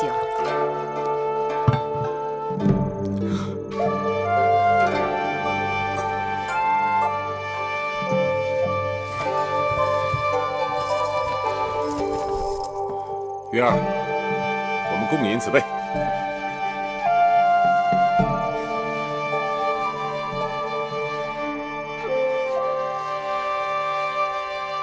王兄，福儿敬你一杯。福弟，你年纪还小，少喝些酒才对。谢王兄关心，福儿记住了。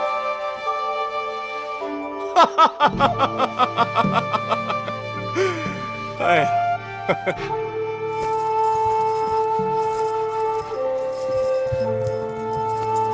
四儿，来尝尝这鹿肉。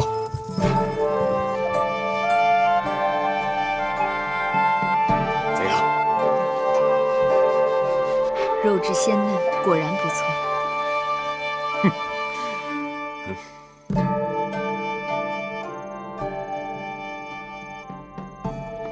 继儿，母亲敬你一杯。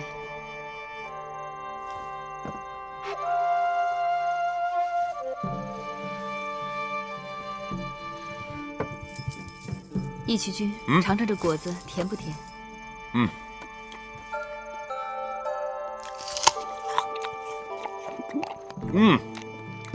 甜。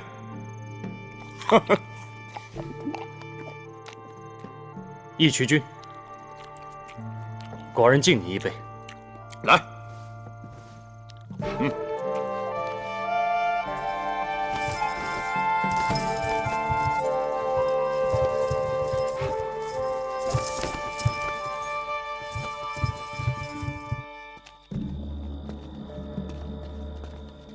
继儿，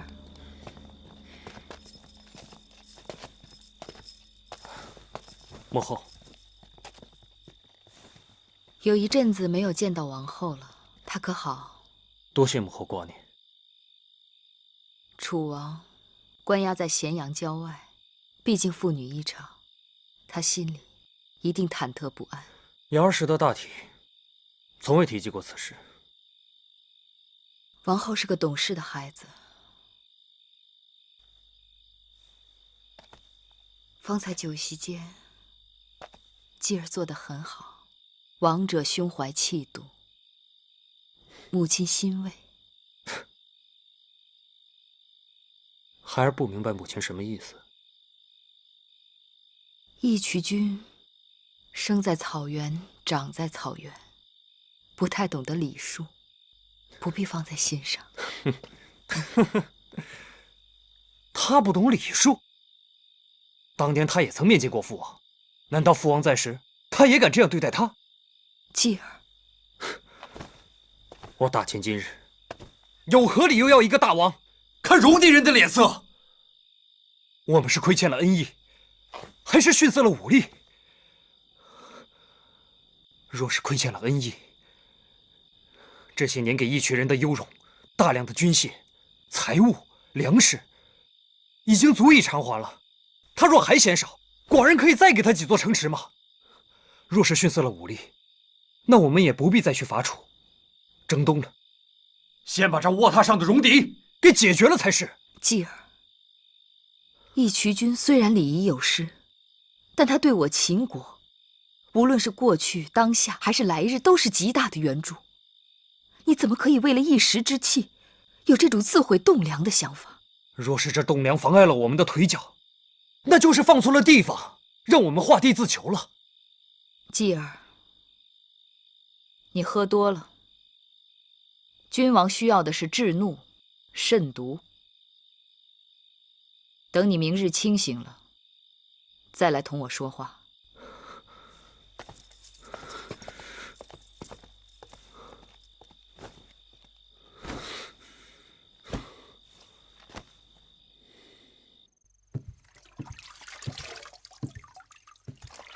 太后，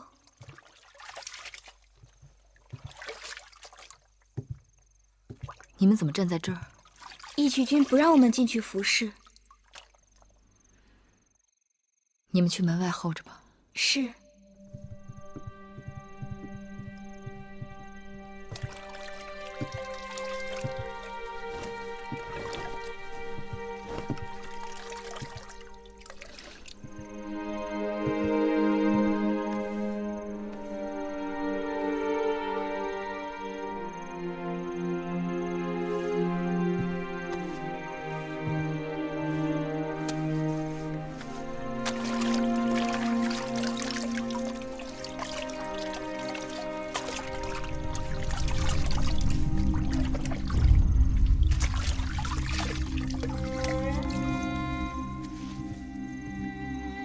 你怎么背上又多了伤口？两军交战，哪能没有伤啊？这肩上的伤呢？嗨，这是上月与林夫人交战，不小心被斧头蹭了一下。这一蹭，就差点砍掉了你的肩膀。肩上伤口正在长肉呢。哎，不准用手抓，好不容易刚刚结了疤。月儿，还是你这儿舒服呀，住下来就不想走了。那就别走了，省得我整日提心吊胆。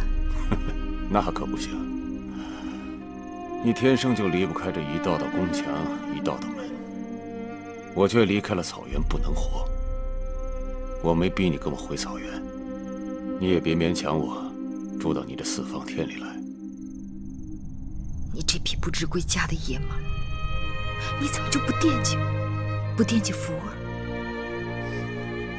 你手下将士成千上万，何必要亲自披挂上阵，让白起、魏冉替你领兵打仗不好吗？我们一群人的兵马，只能我们一群人率领。啊，说到这儿，一会儿我有话跟你说。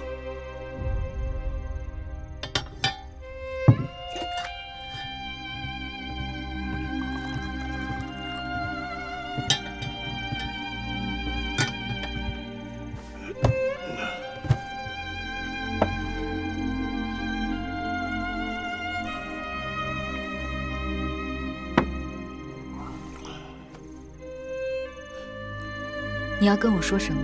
月儿，我想好了，下次再出门，我想带上福儿，让她跟我回草原看看。福儿，她才7岁，7岁不小了，哼，是该让她掌管草原的时候了。等以后我老了，打不动了，我就让这小子替我去打仗。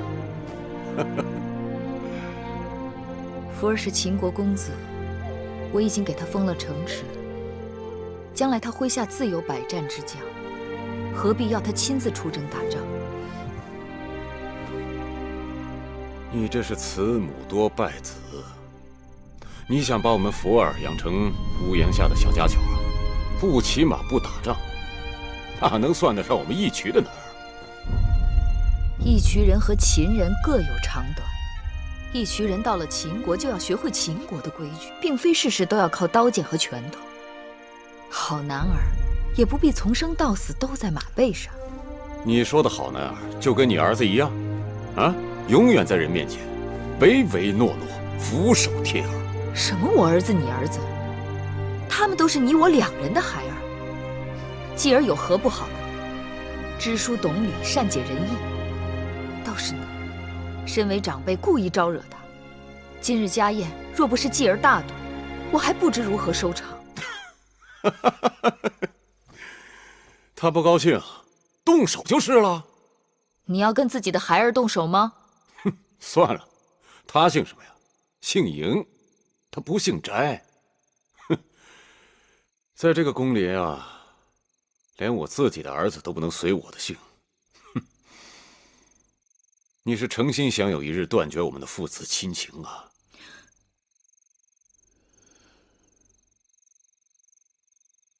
你什么意思？我眼睛不瞎，嬴稷从来没有把我当成父亲。他父王在他10岁的时候才早的，他心里惦记生父，不容易转还。他是小孩子，你跟他计较什么？他还小孩子，他都要生儿育女了，只有你仍然把他当个孩子。我不和你说了。今日你是诚心与我胡闹，我可没胡闹啊！我说的都是正经事。